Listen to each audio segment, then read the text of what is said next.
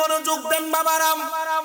মানুষ যখন হাই হুতাশ আফসোস করতে থাকবে, ওই কঠিন মুসিবতের হাসরের ময়দানের মধ্যে মানুষগুলার অবস্থা এমন হয়ে যাবে, মানুষগুলা চিন্তা করতে থাকবে, কিরে হাসরের ময়দানে এত আযাব কেন দেওয়া হয়?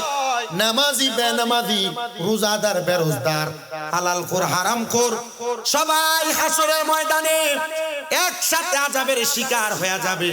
কিন্তু আকায়ে নামদার তাজদার মদিনা হুজুরপুর নূর সাল্লাল্লাহু আলাইহি ওয়াসাল্লাম নবী আমার বলেন, উম্মত না না না, হাসরের ময়দানে সবাই কষ্টের শিকার হবে না।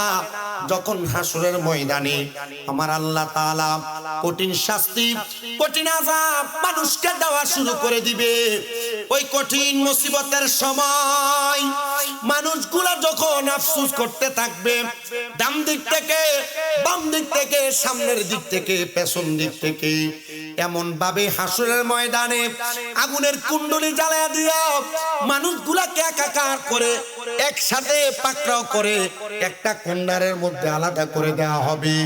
মানুষগুলা যখন একটা জায়গাতে উপস্থিত হয়ে যাবে, নবী আমার বলেন, উম্মত আমি নবীজি তখন পশ্চিম দিক থেকে হাসরের ময়দানে আগমন করব।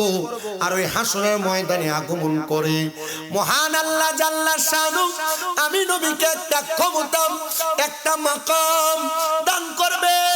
শুধু একটা মাকাম না, একই রকমের দুইটা মাকাম দান করবে। এক নাম্বার মাকামের নাম হলো মাকামে মাহমুদ, আর একটা মাকামের নাম হলো লাওয়ায়ে হামদের পতাকা।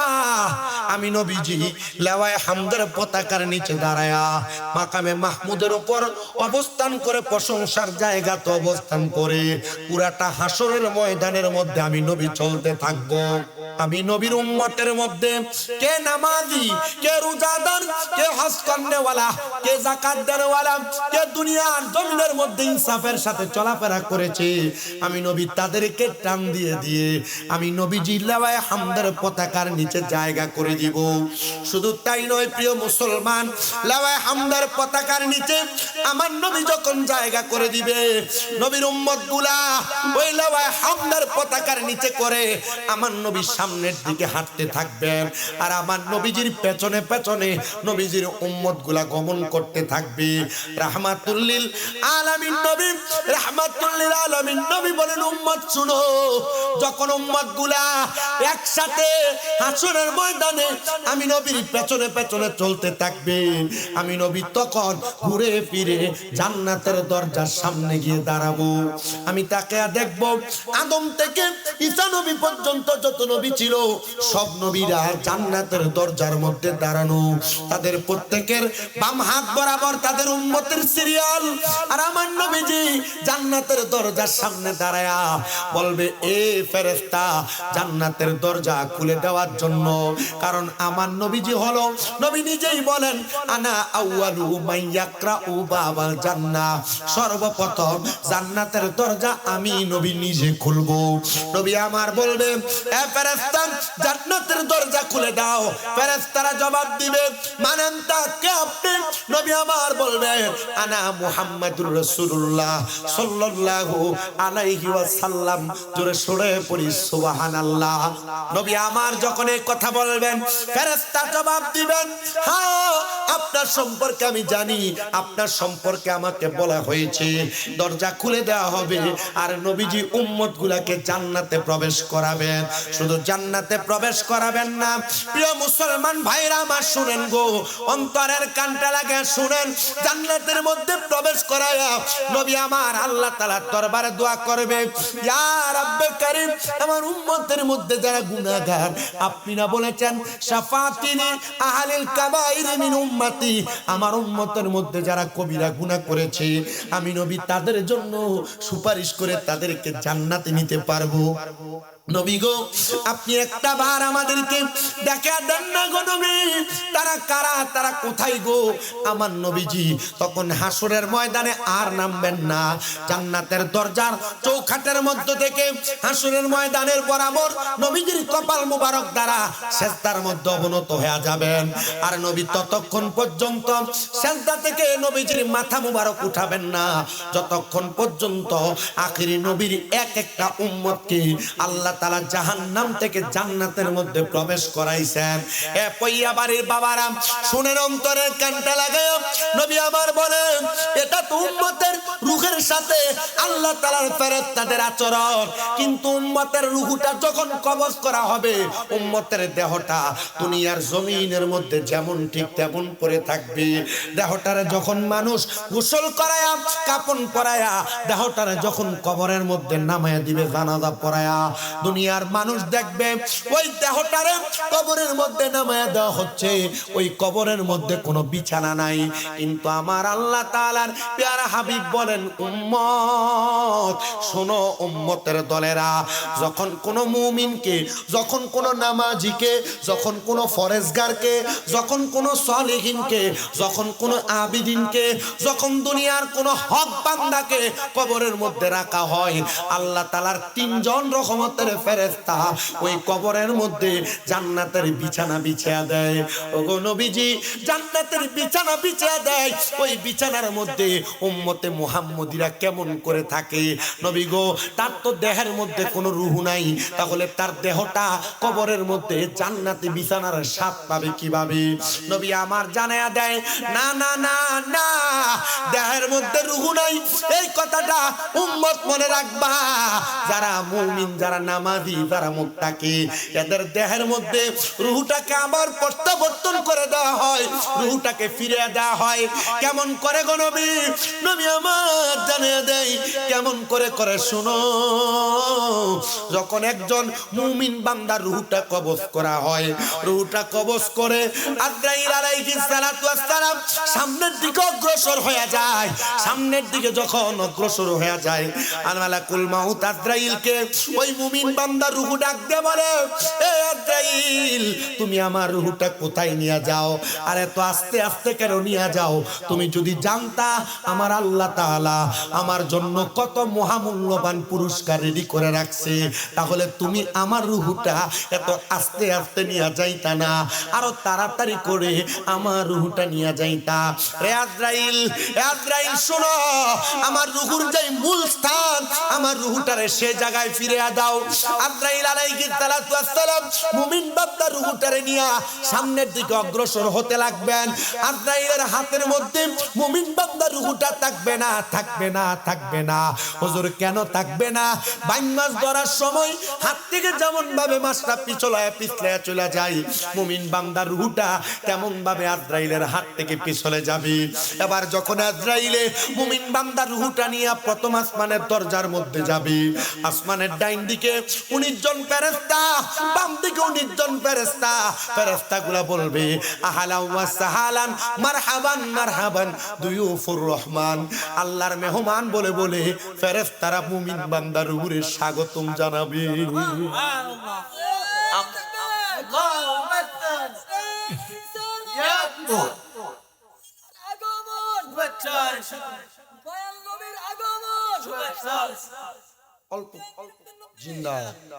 পড়েন না আলহামদুলিল্লাহ।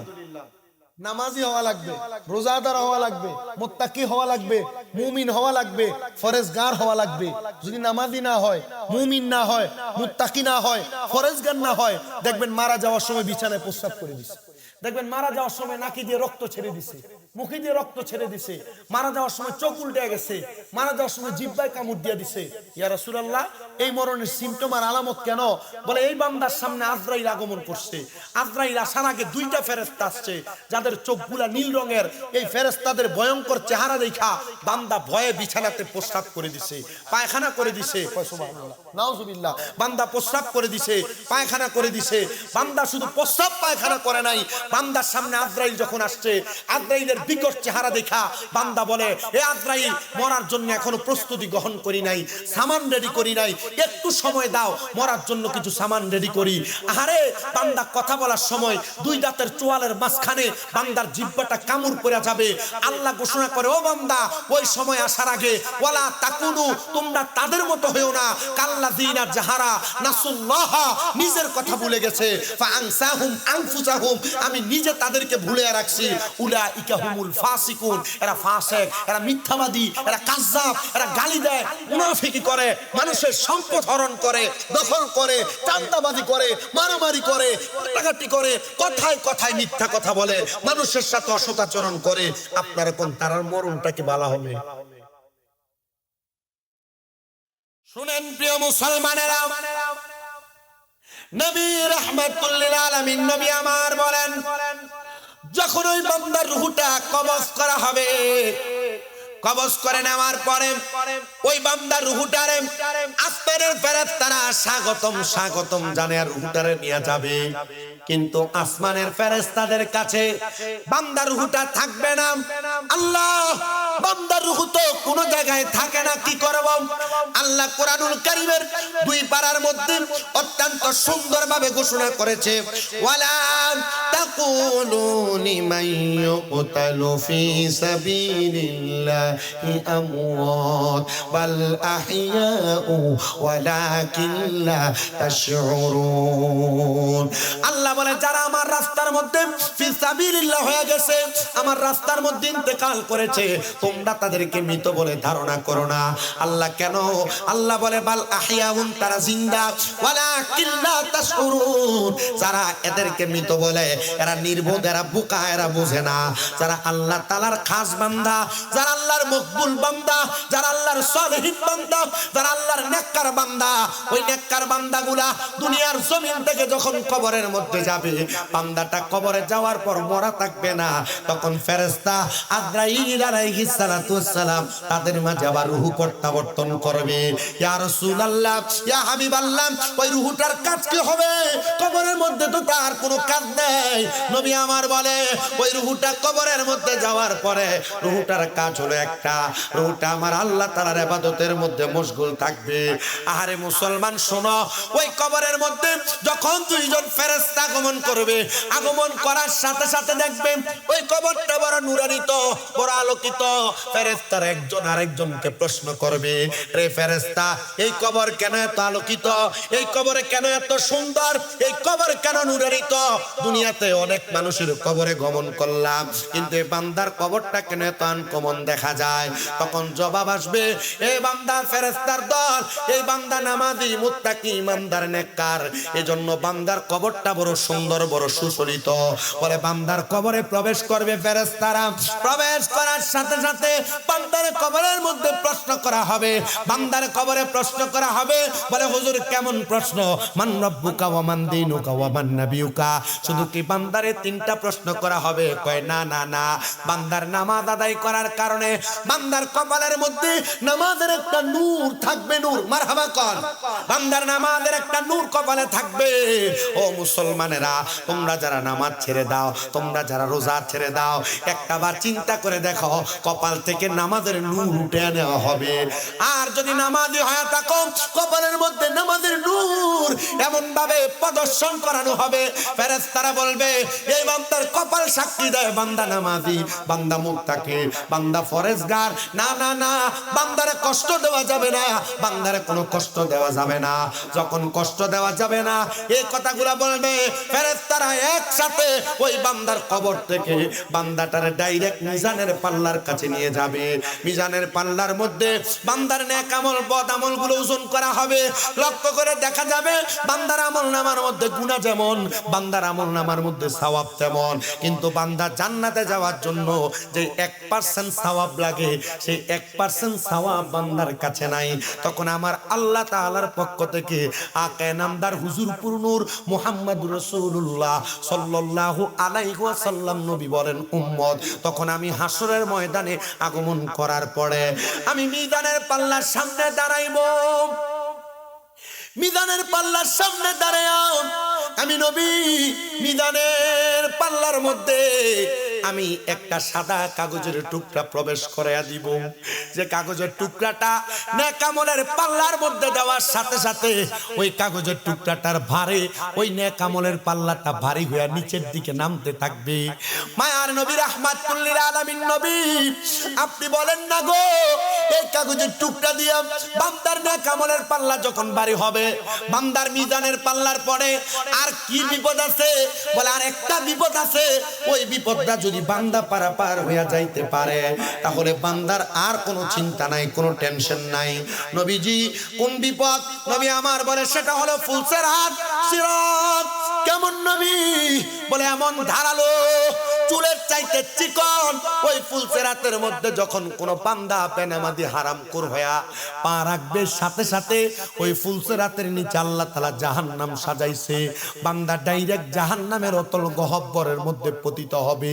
শুধু অতল গহব্বরে পতিত হবে না, পতিত হবে না, যদি বান্দা নামাজি মুত্তাকি হয়, বান্দা বিসমিল্লাহ বলে ফুলসেরাতের মধ্যে তার ডান পাটা রাখবে আর আলহামদুলিল্লাহ বলে বান্দা বান্দার বাম পাটা উঠাবে।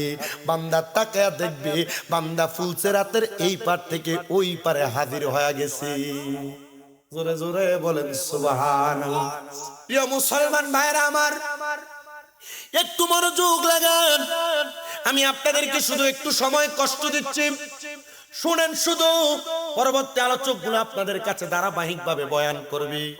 আসার সাথে সাথে রাস্তায় কংসনগর বাজার, ময়নামতি সাবের বাজার, আবার দুইকা দেখি আপনাদের এলাকার পশ্চিম সিংহের পরে জায়গায় জায়গায় জ্যাম। শুধু চিন্তা করে দেখলাম দুনিয়ার মানুষগুলো, দুনিয়ার হাহাকার, দুনিয়ার ব্যস্ততা, টাকা পয়সা, ধন দৌলত, বাজার সদাই, পরিবার নিয়ে ব্যস্ত থাকতে থাকতে, এরা দুনিয়ার কাজে কর্মে ব্যস্ত থাকতে থাকতে এরা কখন জানি আল্লাহর ইবাদত করে।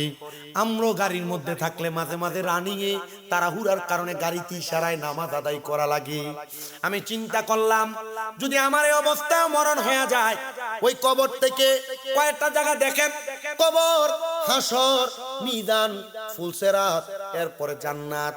কিন্তু আপনারা কি জানেন, একটা বান্দা যখন কবরে যাবে, কবরে যাওয়ার আগে বর্তমান যেই জামানা, আলমে দুনিয়া যেইটা, এই আলমে দুনিয়া এবং কবর, এই দুইটার মাঝখানে একটা জায়গা আছে, মাকাম আছে। যে মাকামটার নাম হলো সাখরাতুল মাউতের বিছানা। ওই জায়গার মধ্যে প্রমাণ হবে কে জান্নাতে যাবে, কে জাহান্নামে যাবে, কে জান্নাতি আর কে জাহান্নামী।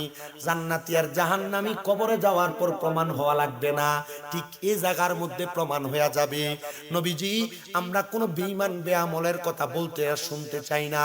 আপনি বলেন না, যারা আপনি নবীকে মানছি, আপনি নবীর পথ মতে চলছে, এ পৈয়াবাড়ির যুব সমাজ, দাড়ি পাকা মুরব্বীরা, আপনারা যারা টাকা পয়সা দিয়া পৈয়াবাড়ি ঈদগাহ ময়দানের মধ্যে এত সুন্দর জান্নাতের বাগান সাজিয়েছেন, আপনাদেরকে আমার আল্লাহ তাআলা কেমন মরণ দান করবে?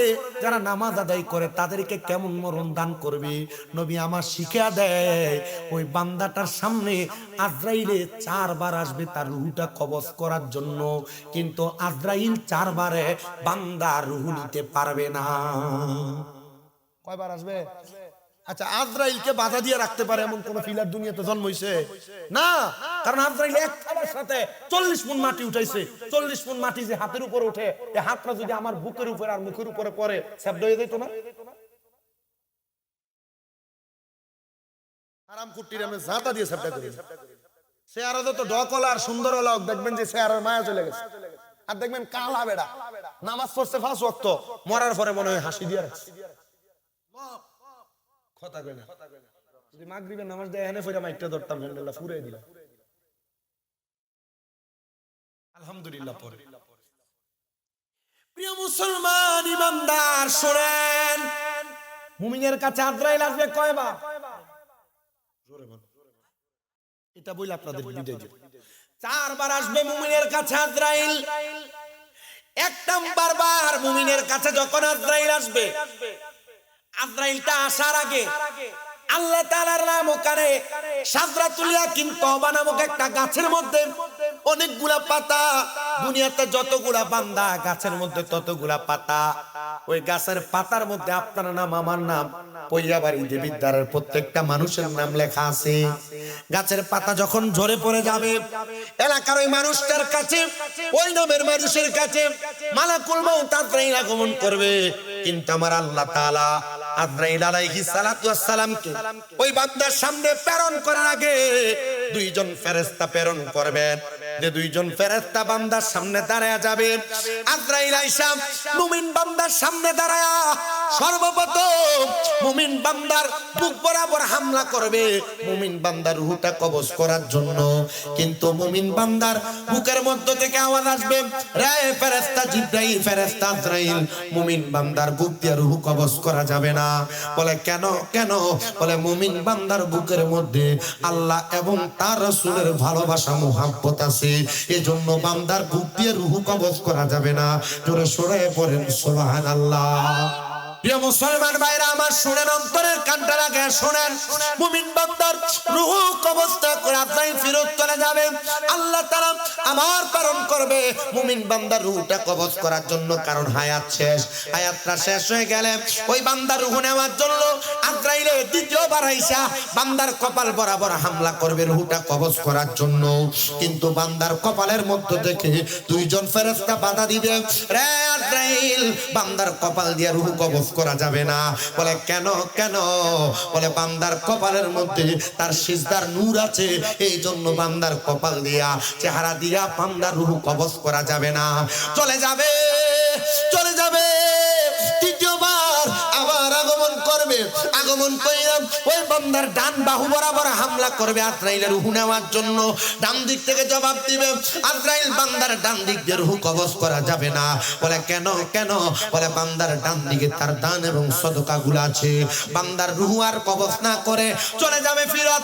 আবার আজরাইল চতুর্থবার মুমিন বান্দা, নামাজি বান্দা, মুত্তাকি বান্দা, তাহাজ্জুদ গুজারি, পরহেজগার বান্দার সামনে আগমন করবে। আয়েশা বান্দার বাম হাত বরাবর হামলা চালিয়ে দিবে, বান্দার বাম বাহু বরাবর থেকে জবাব আসবে, আজরাইল, মুমিন বান্দার রূহ এমন ভাবে কবজ করা যাবে না। বলে কেন গো? কারণ মুমিন বান্দার এই বাম হাত বরাবর তার মা বাবার খেদমতের দয়া আছে, এজন্য বান্দার বাম দিক দিয়ে রূহ কবজ করা যাবে না। ওগো আল্লাহ, মুমিনের রূহটা কেমন করে কবজ করব? একবার আপনি বলেন না। আমার আল্লাহ তাআলা জানিয়ে দেয়, বান্দা, মুমিন বান্দার রূহ কেমন করে কবজ করা হবে জানো?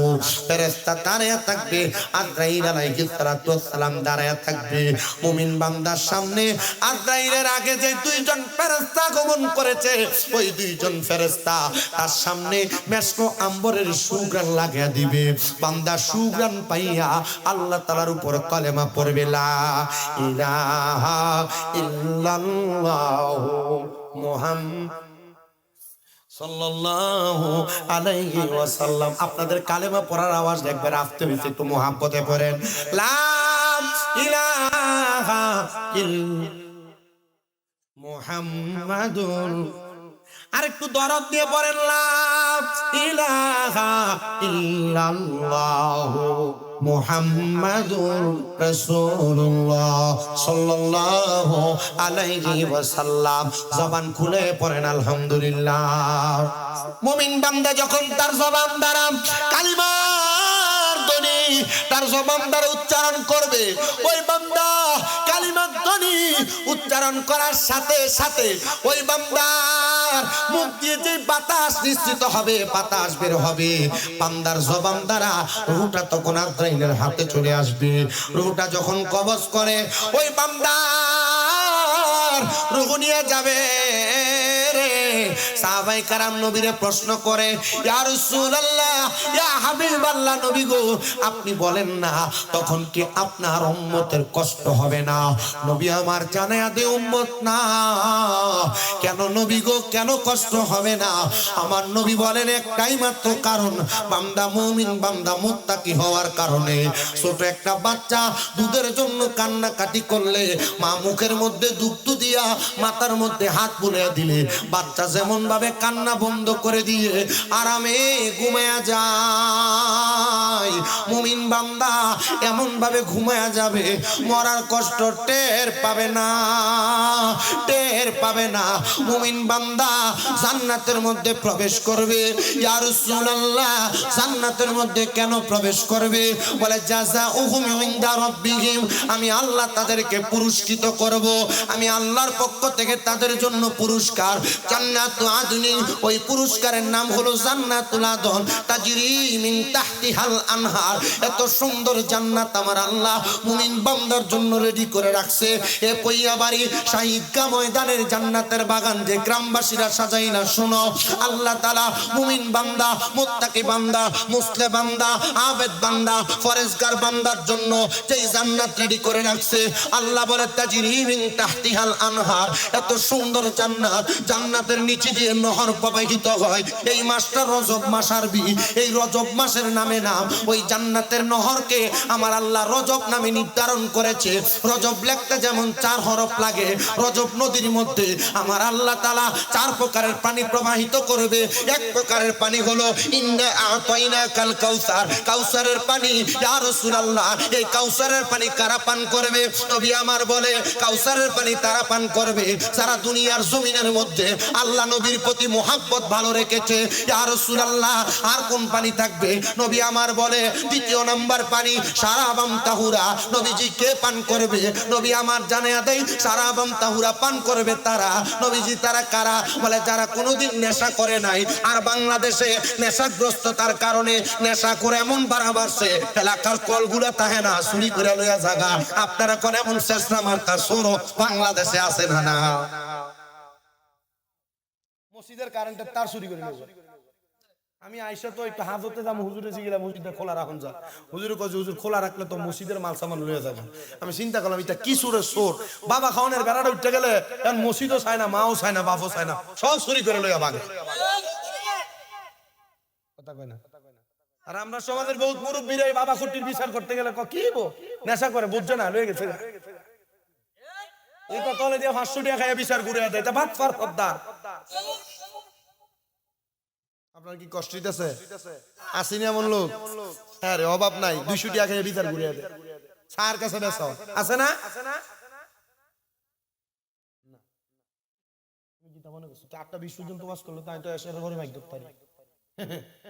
আপনাদের কাছে আমার আবদার, জান্নাতের পানি কয়টা? 4টা। পাইলেন কয়টা? 2টা। যারা কখনো নেশাগ্রস্ত হয় নাই তারা জান্নাতের শারাবান তাহুরা পান করবে। 3 নাম্বার নবীজি আর কি? নবী বলেন জান্নাতের লাবান মানে দুধ। ইয়া রাসূলুল্লাহ, কে পান করবে? বলে যারা দুনিয়াতে কোনোদিন পরের হক মাইরা খায় নাই। আর আমরা সমাজে পরের হক মাইরা খাওয়া লোকের অভাব নাই। মা বাপ মরে যাওয়ার পরে বোনের হক বুঝিয়ে দেয় না, বড় ভাই মারা যাওয়ার পরে ভাই বাতিদের জমি বুঝিয়ে দেয় না, ক্ষেতের লাইনের কাটতে কাটতে কাটতে কাটতে এটা আসিল 1 লাইন, এটা বানাইছে হাতের বান। এমন সুছোট্ট আছে না নাই? আরে অভাব নাই। 4 নাম্বার জান্নাতের মধু। ইয়া রাসূলুল্লাহ, কে পান করবে? নবী আমার শিখিয়ে দেয় জান্নাতের মধু তারা পান করবে। নবীজি তারা কারা? নবীজি জানাইয়া দিচ্ছেন এরা হচ্ছে ওই ব্যক্তিগুলা। নবীজি এরা কারা? বলে যারা কখনো তাদের জবান দ্বারা মিথ্যা কথা বলে নাই, গালিগালাজ করে নাই। আর আমরা সমাজের এমন বহুত লোক আছে যারা চা দোকানে বইলে চা একবার চুমুক দেয় আর মানুষকে গালাগালি করে 10 বার। এমন লোক আছে না? লুঙ্গিটা তুললা মসজিদ থেকে বাড়িয়ে মাথায় টুপি, লুঙ্গিটা হাতে লইয়া গালাগালি করে এমন লোক নাই? খদাখদি করে বেশি বেশি করে এমন লোক আছে না? কথায় কথায় মিথ্যা কথা বলে এমন লোক সমাজে আছে না নাই? আল্লাহ তাআলা আমাদেরকে এমন মিথ্যা থেকে হেফাজত করুন। এমন খারাপ কাজ, সম্পদ দখল, মানুষের হক মেরে খাওয়া থেকে হেফাজত করুন। আল্লাহ তাআলা আমাদেরকে নেশার মতো বাজে খাবার থেকে হেফাজত করেন। আল্লাহ তাআলা আমাদেরকে ঈমান এবং আমলের জিন্দেগি পরিপূর্ণ দান করেন। এগুলার উপর অটল থাকবেন। যাদের ওযু আছে আপনার সুন্নতে দাঁড়ায় যাবেন, আর যাদের ওযু নাই আপনার ওযু করে নামাজে দাঁড়ায় যাবেন। আমার জন্য খাস করে দোয়া করবেন। যতটুক বয়ান করছি অতটুকুর উপরে আপনারা আলোচনা তাকরীরের উপর আমল করবেন। এমন জীবন বানায়েন না যে জীবন বানাইলে মরার সময় প্রস্রাব পায়খানা করে দেন। এমন জীবন বানাইবেন যেটা জান্নাত